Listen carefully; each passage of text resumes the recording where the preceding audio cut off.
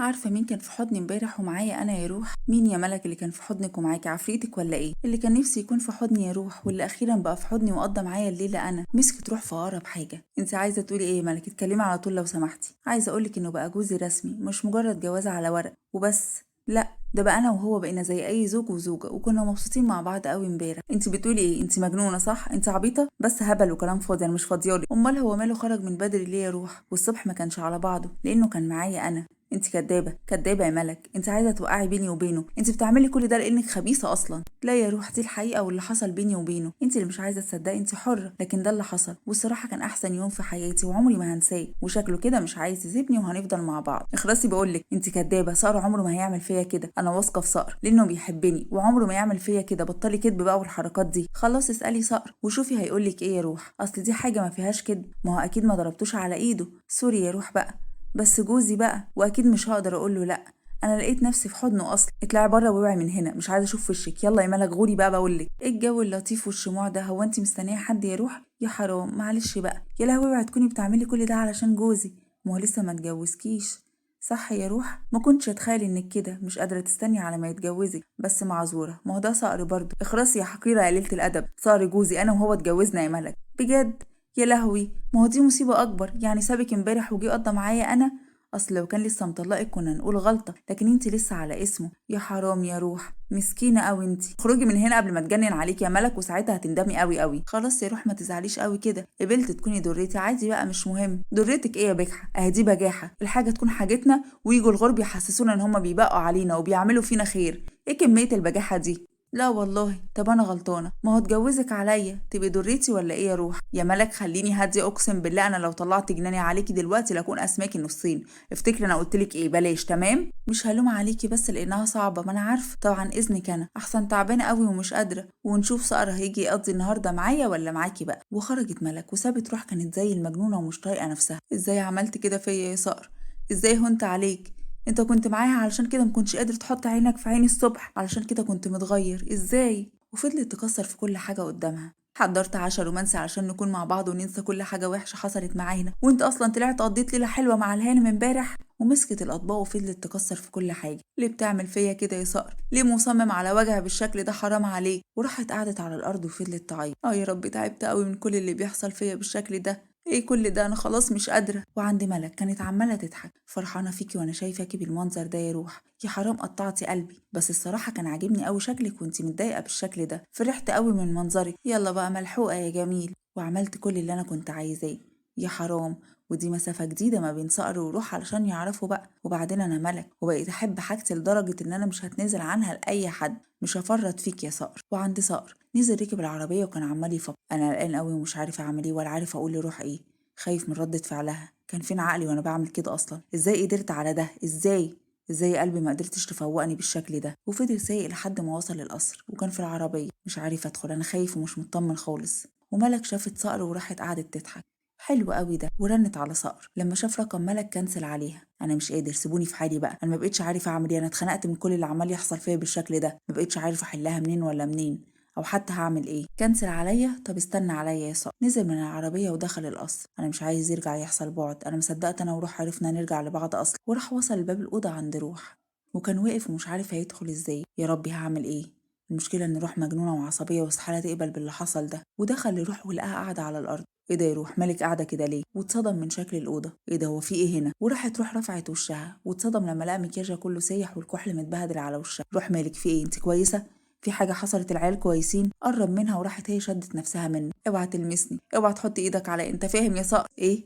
ليه بس يا روح بتقولي كده؟ انا عملت ايه؟ ايدك دي لمست غيري. عرفت تعملها يا صقر انك تلمس غيري وتعمل كده؟ عملت ايه يا روح؟ انت تقصدي ايه بكلامك ده؟ كنت مبسوط معاها؟ عرفت تعمل كده معاها يا صقر؟ قلبك طوعك؟ طب ازاي؟ قولي عملت كده. انت عرفتي يا روح؟ يعني حصل فعلا؟ عرفت. انت ما كنتش عايز تقولي يا صقر؟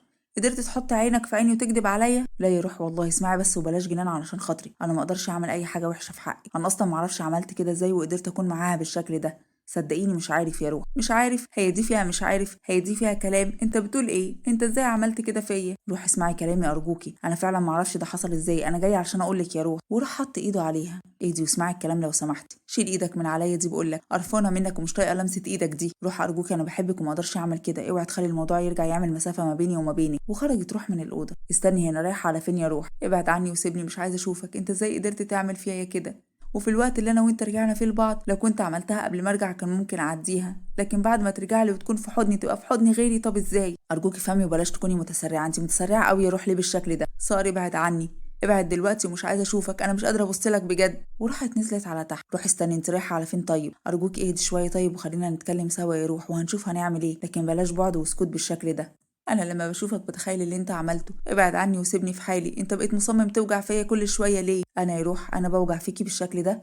ده انا كل هم تكوني مبسوطه ومرتاحه وتكوني سعيده، انت بتقولي ايه يا روح؟ انا صقر اللي بيحبك، صقر اللي كل همه يشوفك مبسوطه ومرتاحه. مش قادره يا صقر، مش قادره اتحمل كل الكلام اللي سمعته منها، ليه تنصر ملك عليا يا صقر؟ تعمل فيا كده؟ انا كان عندي امل انك تطلق ملك، بس كده الامل راح خلاص، لان انت اكيد هتقربوا من بعض اكتر، واحده واحده هلاقي نفسي مش موجوده في حياتي، وهلاقي نفسي بره حياتك اصلا يا صقر. وراح قرب منها وشدها لحضنه. اوعي تقولي كده، انت كل حياتي يا روح، انا ما اقدرش اعيش من غيرك لانك انت الحياه اصلا، ما تسيبينيش يا روح، ابعد عني، ما تلمسنيش بقولك. وفضلت روح تصرخ وكل نزل على صوتها. روح صقر، في ايه؟ مال صوتكم عالي كده ليه؟ روح ارجوكي اهدي علشان خاطري. مالك يا بنتي؟ في حاجه حصلت؟ حصل ايه يا صقر؟ قولي. خلوه يمشي من وشي دلوقتي يا ماما ارجوكم، انا مش قادره خالص بجد. عملت ايه يا صقر وروح مالها؟ وايه اللي وصل روح للحاله دي؟ بابا ارجوكي ابعدوا عني دلوقتي، مش عايزه اقول كلام يخلينا نخسر بعض، انا دلوقتي ممكن يطلع مني كلام زي السم. تعالى معايا يا صقر طيب في الجنينه شويه نتكلم مع بعض. لا يا زين، روح لازم تعرف ان هي كل حياتي، واني بجد معرفش عملت كده ازاي، ارجوكي صدقيني انا معرفش اللي حصل ده حصل ازاي. لسه هتقول مش عارف حصل ازاي والكلام الفاضي ده؟ لسه هتكذب؟ ايه حاطط لك منوم مثلا؟ ما هو ده اللي ناقص. انتوا بتقولوا ايه؟ احنا مش فاهمين حاجه. مفيش يا بابا، دي مساله هنحلها مع بعض انا وصقر. يا بنتي في ايه؟ اتكلمي، احنا في ظهركم انتوا الاتنين، ارجوكم خلاص انا مش قادره اتكلم. وخرجت تجري على بره. استنوا محدش يطلع لروح، انا اللي هطلع واتكلم معاها، هي بتحب تتكلم معايا انا. طيب يا عشق روحي بالله عليكي. وخرجت عشق وراها. في ايه يا حبيبتي مالك؟ مش عارفه ليه بيحصل فيا كده يا عشق، مش بقولك احساس الخوف ده بيطلع وراه حاجه، كل ما خايف اعرف ان في سبب لخوفي وان كل ده هيبقى حقيقي. طب حصل ايه؟ كان معاها يا عشق، كان في حضنها وخدني معاها، جت وقالت لي كلام زي السم. انتي متاكده؟ اه وهو اكد على الكلام يا عشق، وحكيت لها اللي حصل. معقوله؟ لا لا لا ما اظنش. ازاي وهو اكد على الكلام يا عشق؟ انا مش عارفه اخرة ده كله هيكون ايه بس. طب اهدي دلوقتي وبلاش كلام فاضي، ولا تخلي كلام زي دي يبعدك عنه او حتى يكون سبب مسافه ما بينكم. ما هو مش كلام يا عشق، ولو حصل يا روح هي مراته على سنه الله ورسوله، اعتبري انها غلطه، بس اوعي تضيعي حبك، هي ممكن تكون السبب في اللي حصل ووقعته في الفخ، محدش عالم، لانها عايزه يكون ما في ما بينكم شرخ، ممكن تكون عرفت خبر جوازك من صقر وعلشان كده عملت ده. معقولة يا عش؟ اه معقولة قوي كمان، بلاش تسمحي لأي حاجة تأثر عليكم، روحي انتي وصقر تعبتوا علشان ترجعوا لبعض. عندك حق، يبقى اهدي وفكري مع نفسك يا روح. حاضر، ربنا يسعدك يا حبيبتي. يا رب يا عشق انا وانتي. كانوا عمالين يتكلموا مع بعض وجوه عند صقر. مالك يا صقر في ايه؟ تعبت قوي يا زين وما بقتش عارف المفروض اعمل ايه اصلا. تعمل ايه في ايه؟ انا وملك. وراح سكت. اللي جه في بالي بس معرفش حصل ازاي والله العظيم يا زين، لا حول ولا قوة الا بالله. معلش ما تزعلش. روح بس وتغير عليك يا صقر، وانت عارف ان هي استحالة تستحمل فكرة ان واحدة تشاركها فيك، عارف ومش زعلان منها، بس خايف يا زين ده يرجع يعمل بعد ما بيننا مرة تانية. لا ربنا ما يجيب بعد ولا حاجة وحشة، خليك هادي واتكلم معاها يا صقر. حاضر يا زين. وطلعت روح على فوق وهو طلع وراها. روح بلاش نتكلم في اي حاجة يا صقر لو سمحت. روح انا بحبك وخليكي عارفة ده كويس يا حبيبتي. عارفة يا صقر كل ده، بس بالله عليك سيبني دلوقتي. لا مش هسيبك، النار لما تشتغل لازم نطفيها بسرعة يا روح، قبل ما النار دي تحرق كل حاجة وساعتها هتتحول لرماد، والرماد ده بياكل كل حاجة حلوة وساعتها بيسيب الوحش وأثره وبس. وأنا هنا مش بتكلم على النار، أنا بتكلم على علاقتنا. لو سبت النار في قلبك هتشتغل كل الذكريات الحلوة وهتنساها ويسيب الوحش ليا. ليه نوصل لكل ده يا روح؟ أنا وإنتي مش هنسيب النار تاكل فينا، بالعكس أول ما تشتغل لازم نطفيها وبسرعة قوي كمان. عندك حق يا صقر. وراح خدها في حضنه. سامحيني معرفش ازاي حصل ده بجد، أنا نمت وصحيت لقيت كل ده. يعني ممكن يكون ما حصلش وهي بتقول كده. ايه رأيك نقفل على الموضوع ده خالص يا روح أحسن، وبلاش نتكلم فيه، مش عايزين حد ينتصر علينا. ما قدرتش استحمل الفكره دي كلها يا صقر، ما قدرتش استحمل احساس انك كنت في حضن غيري، كان صعب عليا قوي. عارف يا حبيبتي ممكن بقى تهدي وهنشوف حل، وهبعد في ملك عن حياتنا خالص. طيب يا صقر سامحيني، ما انا على طول مسامحاك يا صقر، وايه الجديد؟ ولا حتى بعرف ازعل منك اصلا. ما انت عارف يا صقر دي مش محتاجه كلام، بحبك يا مجنونه يا متسرعه، بحبك وما اقدرش اعيش من غيرك لانك كل حاجه ليا والله العظيم، بس هعمل ايه بس. ومر اليوم عليهم بشكل طبيعي وعادي من غير اي احداث تانية جديده. وتاني يوم روح دخلت أوضة ملك وكانت ملك مش جوه، بس تتصدم لما لقيت